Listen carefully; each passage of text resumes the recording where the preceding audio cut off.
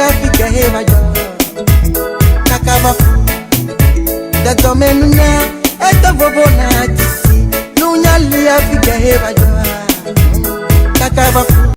Bonjour et bienvenue. Aujourd'hui, je vais vous parler des proverbes EV. J'avais fait une première vidéo sur le proverbe EV et je me suis rendu compte qu'en fait, il y a beaucoup de proverbes EV et qu'une vidéo ne suffirait pas. Donc du coup, toujours dans cette optique-là de vous faire partager les richesses et les cultures du peuple EV, je me suis dit pourquoi pas faire une seconde vidéo sur le proverbe EV. Modo benemi ye modo wozonemi. Egbe ama ponuku de lododo unchi. Ani chomo video arecho lododo unchi. Gake me kpɔ be eƒe lododo sugbɔ ta video ɖeka mesu ta egbe metrɔ va na wɔ evelia. Elabena me kpɔ be kesinɔnu wònye ta ehiã be mialé ɖe asi eye miale be nɛ.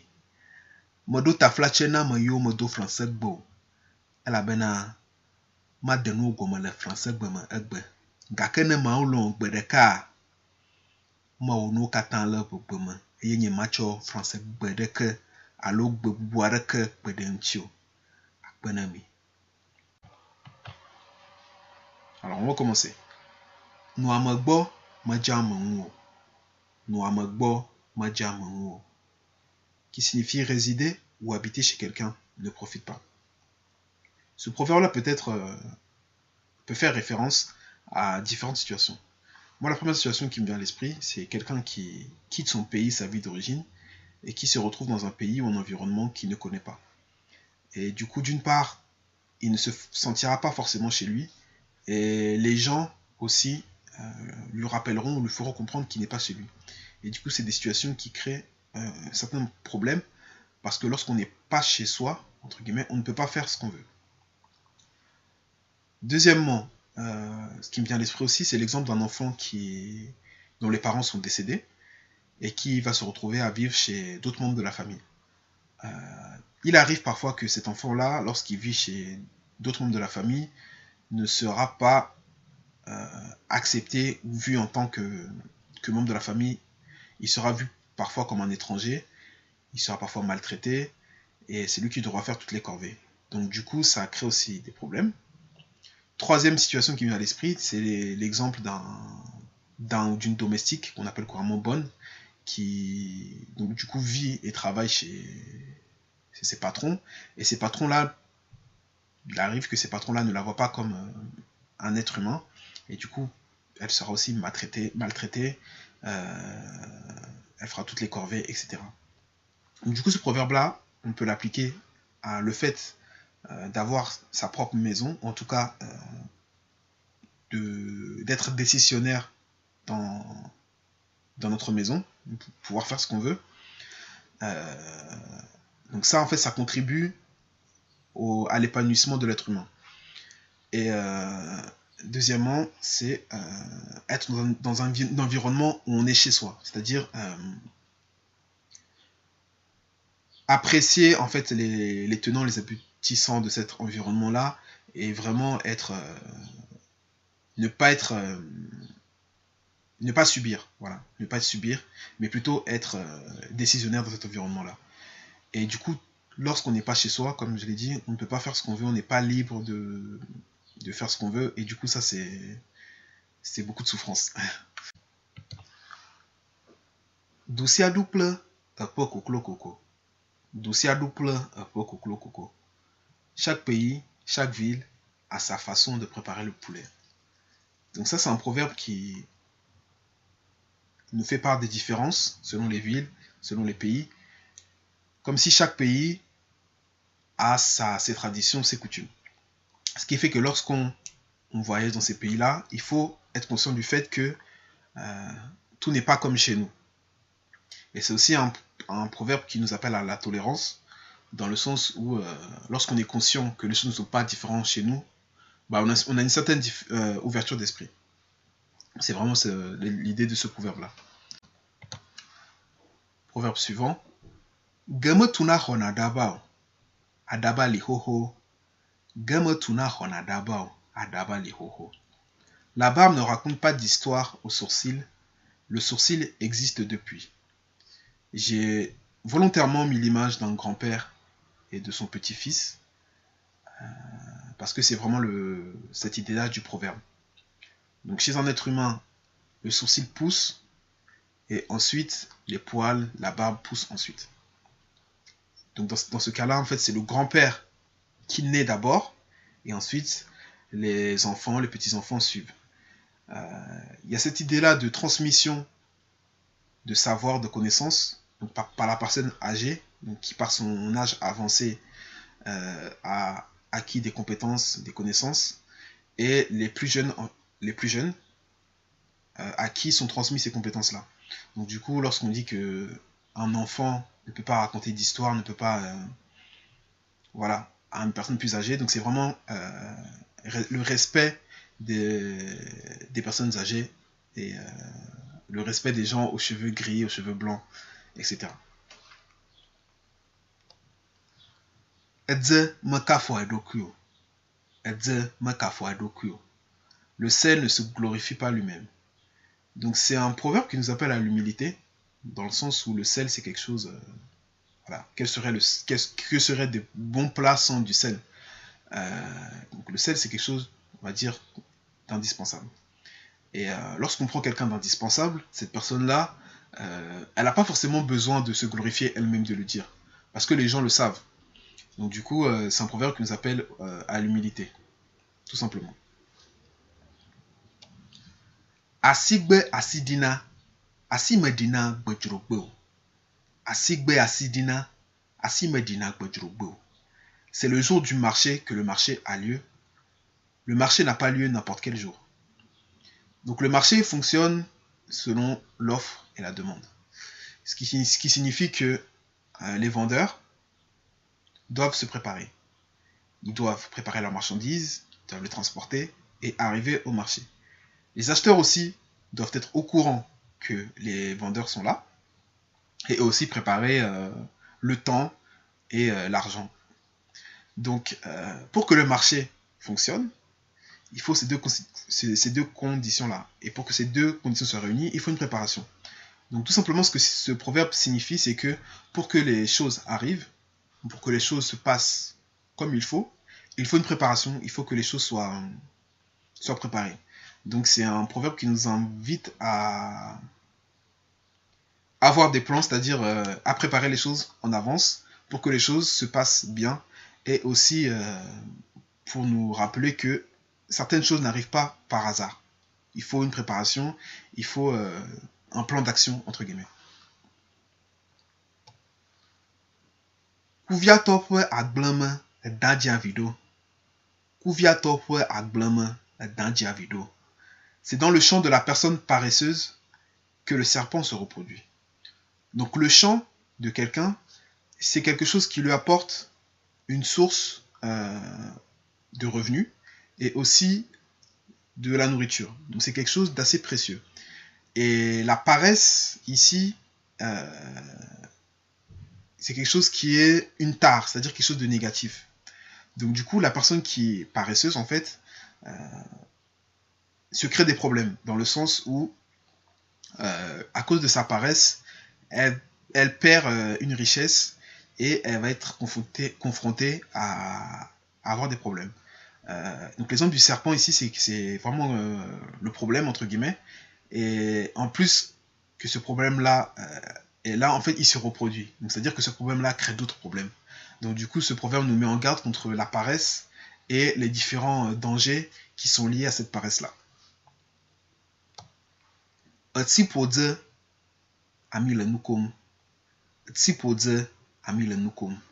L'eau à l'emporter sur le sel, l'huile rigole.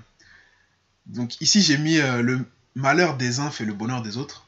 Donc c'est un peu l'idée de ce proverbe-là. On a trois personnages. Donc on a l'eau, on a le sel et on a l'huile. Donc quelque chose est arrivé et l'eau et le sel se battent. Mais l'eau étant plus forte, l'eau a gagné. Et à côté, l'huile rigole. Donc l'huile rigole, mais l'huile rigole pour l'instant, mais l'huile, on ne sait pas ce qui lui arrive. Donc c'est un proverbe qui nous dit que donc certes, le malheur des uns fait le bonheur des autres, mais aussi en fait faut pas rire du malheur des autres parce qu'on ne sait pas ce qui va nous arriver à nous aussi. Donc voilà, c'est ça l'idée un peu de ce proverbe là. L'un wadan mazon plefo fele akoumen. L'un wadan mazon plefo fele akoumen. L'animal sauvage ne montre pas ses griffes sont cachées. Alors, les griffes ici, c'est le danger. Et moi, j'ai une idée qui me vient à l'esprit. Donc, c'est quelqu'un qui veut nous faire du mal, mais qui va utiliser des moyens, en tout cas quelque chose qui ne va pas faire que cette personne-là est suspecte. Donc, du coup, c'est comme s'il cache ses griffes, donc il ne va pas montrer son côté négatif. Donc, pour nous aborder, pour nous toucher, il va utiliser des moyens sournois pour nous faire du mal. Donc, l'animal sauvage, souvent, parfois, c'est comme ça. Il ne va pas forcément montrer ses griffes. Il va s'approcher de nous, il ne va pas montrer ses griffes. Et dès qu'il est assez près, il va sortir ses griffes pour nous attacher. Pour nous attaquer, pardon. Du coup, cette idée-là, c'est que, d'une part, se méfier. C'est pas forcément quelque chose qui paraît tout beau, tout mignon, dont il faut se méfier. Donc, c'est pas forcément que quelque chose est beau, qu'il n'y a pas de danger derrière.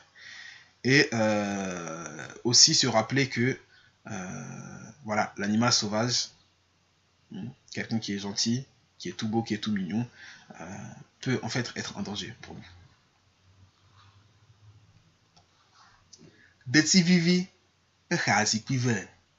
Deti vivi echazi pive. La bonne sauce attire du monde. Donc j'ai volontairement mis une image de personnes qui partagent un repas. Ici, la bonne sauce, ça correspond aux qualités humaines ou aux qualités voilà, d'une personne. Donc lorsque quelqu'un a de bonnes qualités, quelqu'un qui fait du bien autour de lui, autour d'elle, cette personne-là attire des gens autour d'elle. C'est-à-dire que cette personne-là en fait, a la faculté de plaire en tout cas. Voilà, de plaire. Donc du coup, c'est la même idée que cette sauce-là. Cette bonne sauce-là, une sauce bien assaisonnée, oui, parce qu'on ne rigole pas avec la sauce, cette sauce bien assaisonnée fera écho. Les gens entendront en fait, moi j'ai l'exemple dans les restaurants, voilà. Un restaurant dont on sait que cette personne-là prépare bien, mais en fait il y aura cet écho-là, et les gens en fait viendront, entendront, ils sauront que cette sauce-là est très bonne, donc du coup les gens viendront manger. Donc du coup quelqu'un qui a certaines qualités, qui est comment dire, qui agit bien, une personne gentille, etc. C'est des qualités en fait ça fera écho et les gens aussi en entendront parler et du coup ces gens-là en fait ça attirera des gens. Deti vivi echazi pive. Deti vivi echazi pive. La bonne sauce attire du monde. J'ai mis la photo de gens qui partagent un repas. La bonne sauce, ici, ça correspond aux qualités d'une personne. Voilà, une personne qui est gentille, qui a de bonnes qualités. Et c'est comparé à la sauce. La sauce, pourquoi? Parce qu'une sauce qui est bien assaisonnée, une sauce qui est bonne, donc si je prends l'exemple d'un restaurant qui propose des plats très bons. Donc si ce restaurant-là prépare des plats très bons, les gens, bah, ça fera écho. Les gens sauront que ce restaurant-là prépare très bien, du coup, ils viendront. Donc, même chose pour une personne qui est gentille, qui agit bien, qui fait de bonnes actions. Les bonnes actions-là, de cette personne-là, vont faire écho aussi, et les gens apprendront que cette personne-là fait des bonnes choses, fait du bien. Et du coup, les gens seront amenés à venir vers elle. En tout cas, parleront de cette personne-là. En bien ou en mal, mais en tout cas, les gens viendront. Elan soubon me gblena de tio. Elan soubon me gblena de tio. Beaucoup de viande ne gâche pas une sauce. Alors ici, la viande, ça peut faire référence aux richesses de l'être humain, l'argent, etc. Et la sauce, ça peut faire référence à la vie. Donc si on veut le dire autrement, c'est que en fait, l'abondance de richesses n'est pas une mauvaise chose en soi. C'est plutôt comment on utilise ces richesses-là. est-ce que on est un peu égoïste, on garde tout pour nous, ou est-ce que on partage nos richesses là pour le bien de la communauté, pour le bien du pays, pour le bien de nos proches, de son prochain, etc. Donc, ce proverbe-là nous dit que, d'une part, vous l'avez peut-être remarqué, mais il y a beaucoup de comparaisons avec les animaux et aussi à tout ce qui est nourriture. Donc, ce proverbe-là, moi, je l'aime bien. Et d'ailleurs, la sauce là qui est en photo, elle a l'air vraiment délicieuse. Et c'est un proverbe là qui, ouais, comme j'ai dit, c'est les richesses en soi. C'est pas tellement les richesses, mais c'est plutôt comment on les utilise qui est important. Demanya modonango. Demanya modonango. Le si je savais ne vient pas avant. Alors j'ai mis quelqu'un qui se tient la tête, donc pour moi c'est quelqu'un qui, voilà, peut-être qui a des problèmes, qui a aussi des regrets. Et c'est vraiment l'idée de ce proverbe-là. C'est normal d'avoir des regrets, mais si c'est dur en fait d'imaginer que ce problème-là va nous arriver. Donc si on dit si je savais, ça veut dire que on n'était pas conscient de la chose. Donc si on n'est pas conscient de la chose, on ne peut pas forcément le prévoir. Donc c'est un proverbe qui nous incite aussi à relativiser et ne pas avoir trop de regrets. Parce que si je savais, voilà, si je savais, ça ne peut pas venir avant que la chose se produise. Voilà, donc c'est ça l'idée du proverbe. Si on savait que la chose allait arriver, bah, le problème aurait été sûrement évité. Donc voilà le contexte et la définition de ce proverbe-là. Je n'ai fini pour cette vidéo, je vous remercie de l'avoir regardé. Et toujours n'hésitez pas si vous avez des commentaires, des réactions, des critiques, je prends tout. Et je vous dis à bientôt pour une prochaine vidéo. Akwe.